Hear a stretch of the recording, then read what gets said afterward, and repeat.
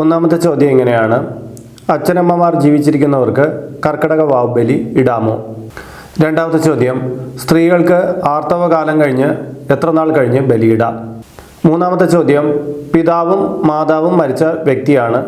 പിതാവ് മരിച്ചിട്ട് 5 കൊല്ലം കഴിഞ്ഞു, മാതാവ് മരിച്ചിട്ട് 10 മാസമായിട്ടുണ്ട്. ഈ വർഷം കർക്കിടക വാവ് ബലി ഇടാൻ സാധിക്കുമോ?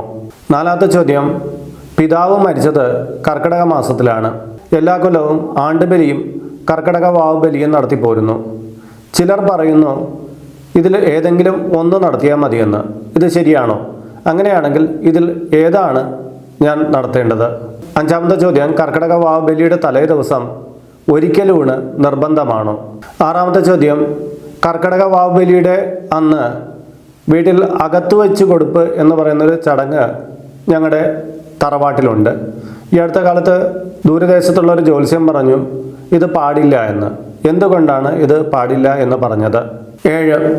കർക്കിടക വാവ് ബലിക്ക് സദ്യ വിളമ്പി കൈകൊട്ടുമ്പോൾ കാക്ക വന്നില്ലെങ്കിൽ അത് ദോഷകരമാണോ?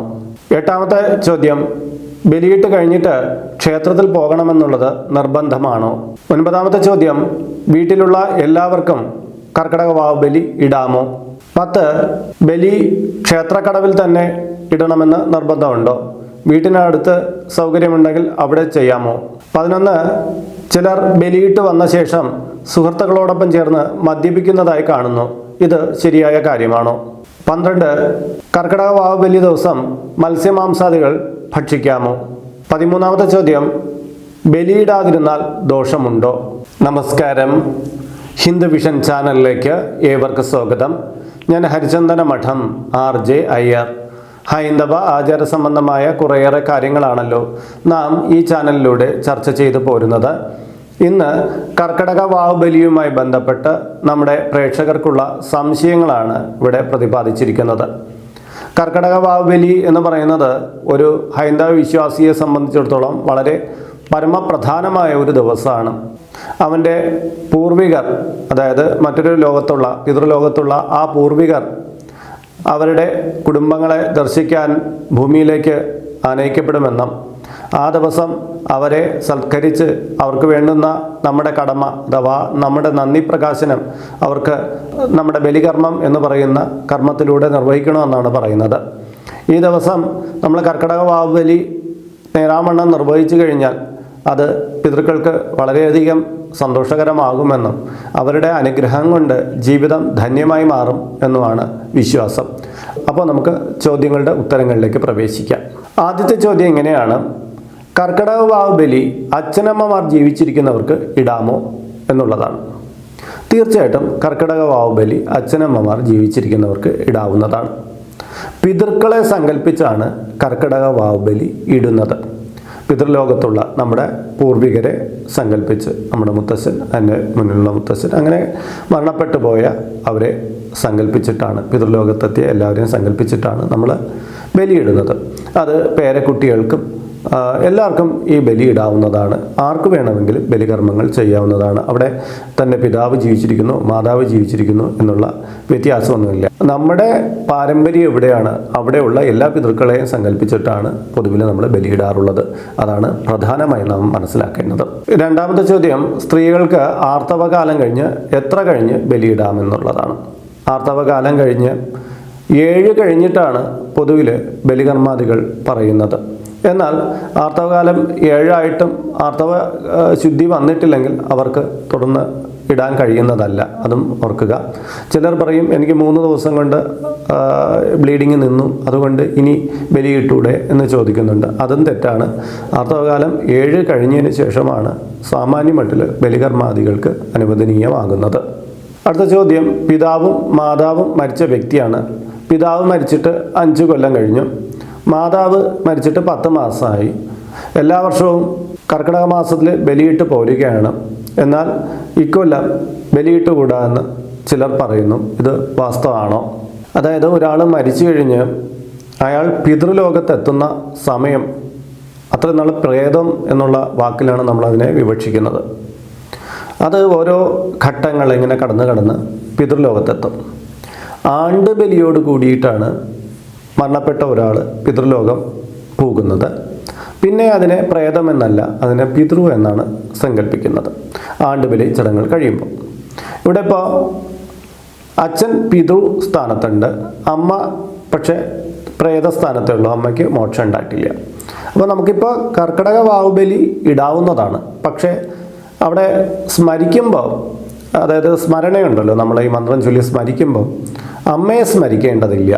പിതൃക്കൾ അച്ഛനെയും മറ്റ് പൂർവിക ആയിട്ടുള്ള നമ്മുടെ പിതൃക്കളെയെല്ലാം സ്മരിച്ച് നമുക്ക് ബലിയിടാം. പക്ഷേ അമ്മയ്ക്ക് ആണ്ടുബലി കഴിഞ്ഞിട്ടാണ് അമ്മയ്ക്ക് പിതൃ എന്ന് പറയുന്ന സങ്കല്പത്തിലേക്ക് വളരാൻ പറ്റുള്ളൂ. അടുത്ത കൊല്ലം നമ്മൾ ബലിയിടുമ്പോൾ അമ്മയും പിതൃ സങ്കല്പത്തിൽ നമുക്ക് ബലിയിടാവുന്നതാണ്. പക്ഷേ ബലിയിട്ടുകൂടാ എന്ന് പറയാൻ ഒരിക്കലും കഴിയുകയില്ല. ബലിയിടാം, പക്ഷെ അമ്മയെ സങ്കല്പിച്ച് ഇക്കൊല്ലം ബലിയിടണ്ട എന്നേ ഉള്ളൂ. അടുത്ത ചോദ്യം, പിതാവ് മരിച്ചത് കർക്കിടക മാസത്തിലാണ്. എല്ലാ കൊല്ലവും ആണ്ടുബലി നടത്തുന്നുണ്ട്, കർക്കിടക വാവുബലി ഇടുന്നുണ്ട്. ചിലർ പറയുന്നു ആണ്ടുബലി അല്ലെങ്കിൽ കർക്കിടക വാവുബലി ഇതിലേതെങ്കിലും ഒന്നേ നടത്താവൂ എന്ന്. ഇതിൽ ഏതാണ് ഞാൻ ഒഴിവാക്കേണ്ടത്, ഏതാണ് നടത്തേണ്ടത്? ഒരു വ്യക്തി മരിച്ചു കഴിഞ്ഞാൽ അതിൻ്റെ പരിപൂർണത എന്ന് പറയുന്നത് ആണ്ടുബലിയോട് കൂടിയാണ്. ആണ്ടുബലി കഴിച്ചു കഴിഞ്ഞാൽ ആ പിതൃ എന്ന് പറയുന്ന സങ്കല്പത്തിലേക്ക് ഈ പരേതാത്മാവ് എത്തിക്കഴിയും. അപ്പോൾ പിതൃ എന്ന് പറയുന്ന സങ്കല്പത്തിലേക്ക് എത്തിക്കഴിഞ്ഞാൽ പിന്നെ കർക്കിടക വാവുബലിക്കാണ് പ്രസക്തിയുള്ളത്.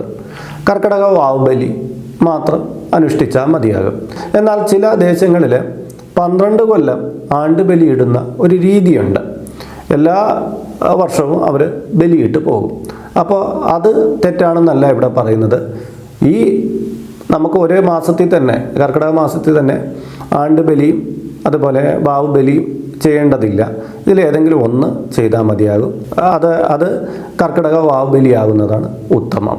ഇനി അടുത്ത ചോദ്യം, കർക്കിടക വാവുബലിയുടെ തലേ ദിവസം ഒരിക്കലൂണ് നിർബന്ധമാണോ?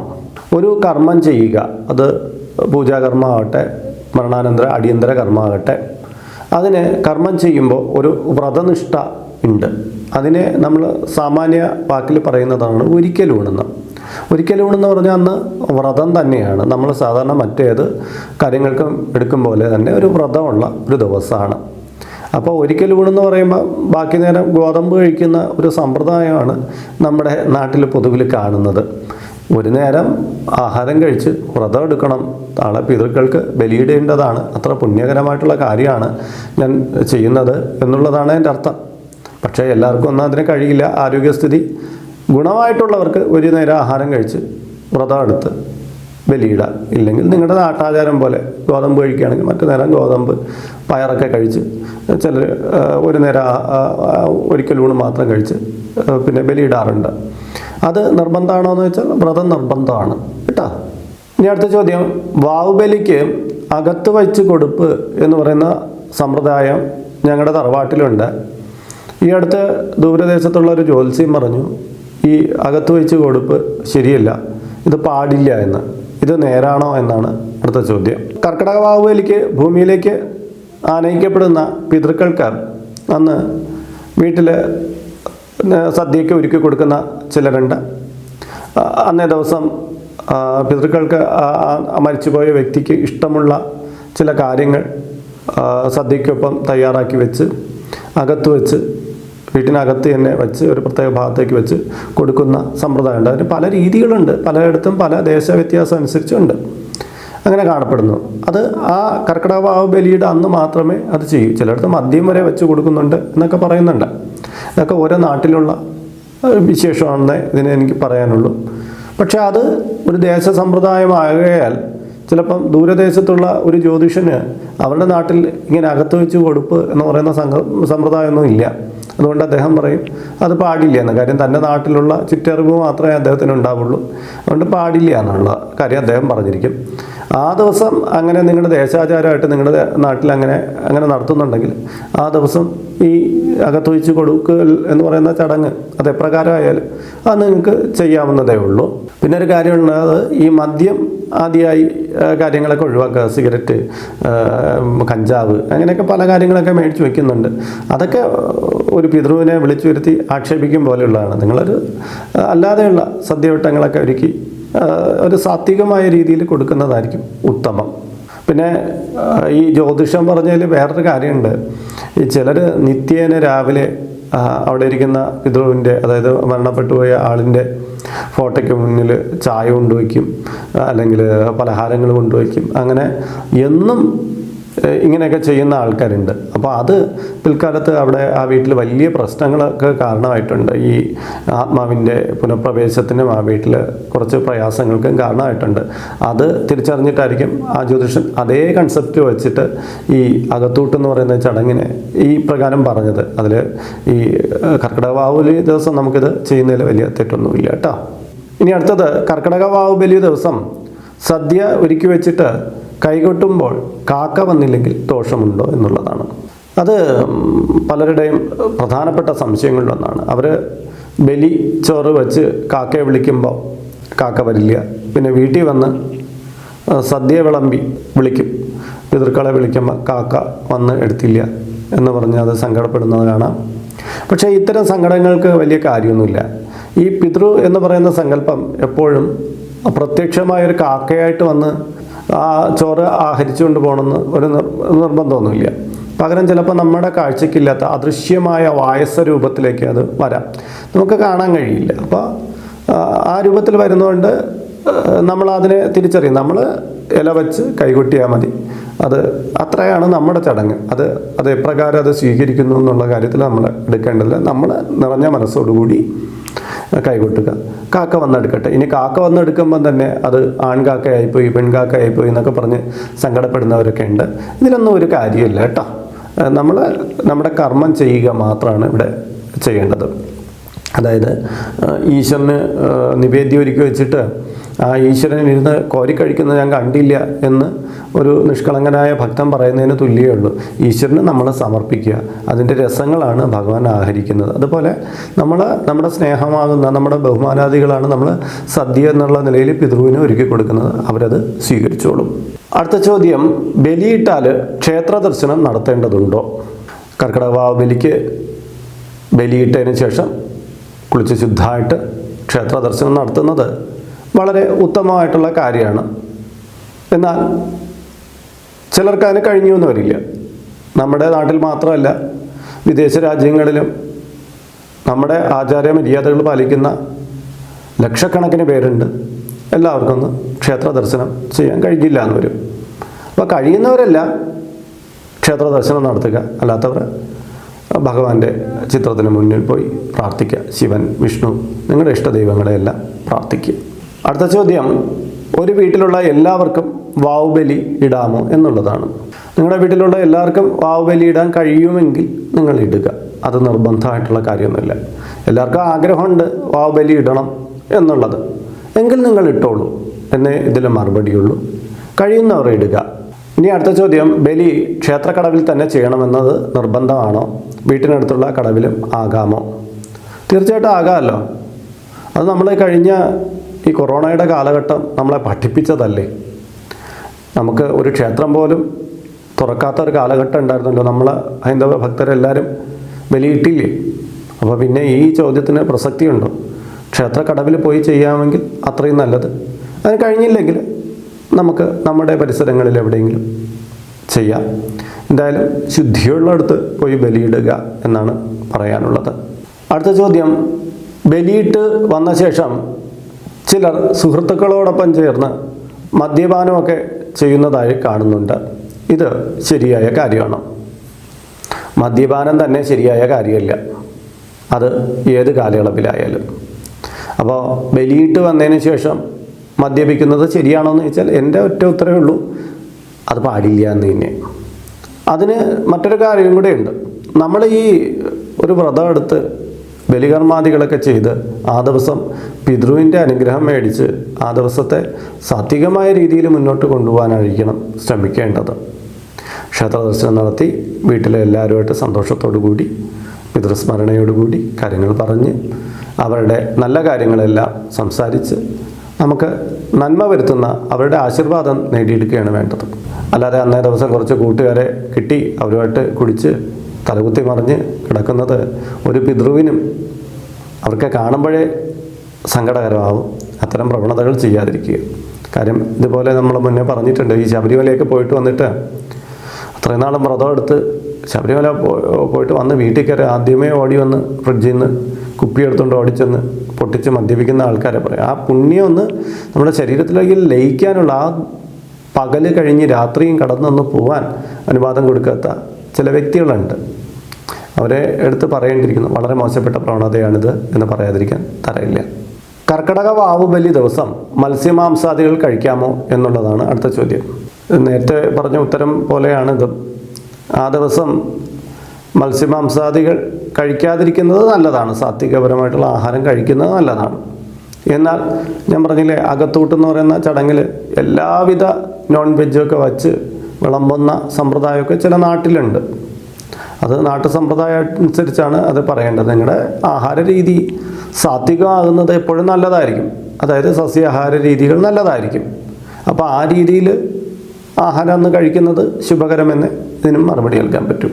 ഇനി അടുത്ത ചോദ്യം, ബലിയിടാതിരുന്ന ദോഷം ഉണ്ടാവുമോ? അതൊരു വിശ്വാസത്തിൻ്റെ അടിസ്ഥാനപ്പെട്ടിട്ടുള്ള കാര്യമാണ്.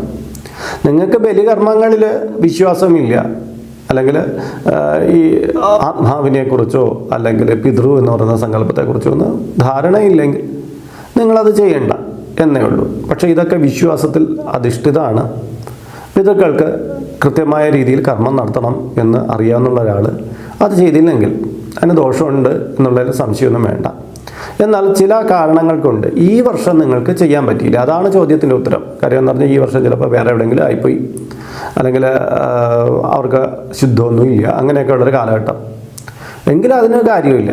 എന്നാൽ നമുക്ക് അടുത്ത കൊല്ലം അത് ചെയ്യാം എന്നേ ഉള്ളൂ. അല്ലാതെ ഒരു എല്ലാത്തിനെയും നിഷേധിക്കുന്ന ആ ഒരു മനോഭാവം വെച്ച് ആണ് ഈ ചോദ്യമെങ്കിൽ തികച്ചും തെറ്റായ വഴിയിലൂടെയാണ് താങ്കളുടെ സഞ്ചാരം. താങ്കൾ ഒരു നന്ദികെട്ട മനസ്ഥിതിയുള്ള ആളാണ് എന്നേ ഇതിൽ സൂചനയുള്ളൂ. പിതൃക്കളോട് നമുക്കെപ്പോഴും നന്ദി വേണം, അവരെ സ്മരിക്കണം. അതിൽ ഉണ്ടോ പിതൃ ഉണ്ടോ ഇല്ലയോ എന്നുള്ളതല്ല കാര്യം. ആ പൂർവികർ നമുക്ക് തന്ന ഒരുപാട് കാര്യങ്ങളുണ്ട്. അവരെ ആ ദിവസം നമ്മൾ സ്മരിക്കുന്നതിൽ എന്താണ് മടി കാണിക്കുന്നത് അല്ലേ? അതൊരു ആചരണ ചടങ്ങുകളിലാകുമ്പോൾ അത് നിങ്ങൾക്ക് എന്തെങ്കിലും തെറ്റായിട്ട് തോന്നണേ എന്തിനാ? അപ്പോൾ ഇന്ന് പൊതുവിലുള്ള ചോദ്യങ്ങൾക്കെല്ലാം ഞാൻ മറുപടി നൽകി കഴിഞ്ഞു. ഇതുമായി ബന്ധപ്പെട്ട് മറ്റ് ചോദ്യങ്ങൾ എന്തെങ്കിലുമൊക്കെ ഉണ്ടെങ്കിൽ അത് ഇതിൻ്റെ കീഴെ കമൻറ്റ് ബോക്സിൽ രേഖപ്പെടുത്തുക. അപ്പോൾ കർക്കിടക വാവുബലിയുമായിട്ട് ബന്ധപ്പെട്ട് ഒന്നിലധികം വീഡിയോകൾ ഹിന്ദു വിഷൻ ചാനലിൽ മുന്നേ അപ്ലോഡ് ചെയ്തിട്ടുണ്ട്. അതും കൂടി കാണുവാൻ ശ്രമിക്കുക. ഇനിയും കുറേയധികം വീഡിയോകൾ ഇതിൽ അപ്ലോഡ് ചെയ്യുന്നതാണ്, അതും നിങ്ങൾ കാണുക. അപ്പോൾ ഇതിൽ കാണുന്നത് എൻ്റെ വാട്സപ്പ് നമ്പറാണ്. ജ്യോതിഷ സംബന്ധമായ അപ്പോയിൻമെൻറ്റിന് വേണ്ടിയിട്ടാണ് നൽകിയിരിക്കുന്നത്. ഇതിലേക്ക് നേരിട്ട് വിളിക്കരുത്. ഇത് അഡ്മിൻ നമ്പറാണ്. നിങ്ങളുടെ പേര്, സ്ഥലം രേഖപ്പെടുത്തി വാട്സപ്പിലൂടെ മെസ്സേജ് ചെയ്താൽ മതി. അഡ്മിൻ നിങ്ങൾക്കൊരു മാർഗ്ഗനിർദ്ദേശം അയച്ചു നൽകുന്നതാണ്. ആ മാർഗ്ഗനിർദ്ദേശം അനുസരിച്ച് അപ്പോയിൻമെൻ്റ് എടുത്തതിന് ശേഷം മാത്രം വിളിക്കുക. അപ്പോൾ മറ്റൊരു വീഡിയോയിൽ മറ്റൊരു വിശേഷവുമായി വീണ്ടും കണ്ടുമുട്ടും വരെ എല്ലാവർക്കും നമസ്കാരം. നിങ്ങളുടെ സ്വന്തം ഹരിചന്ദന മഠം RJ അയ്യർ.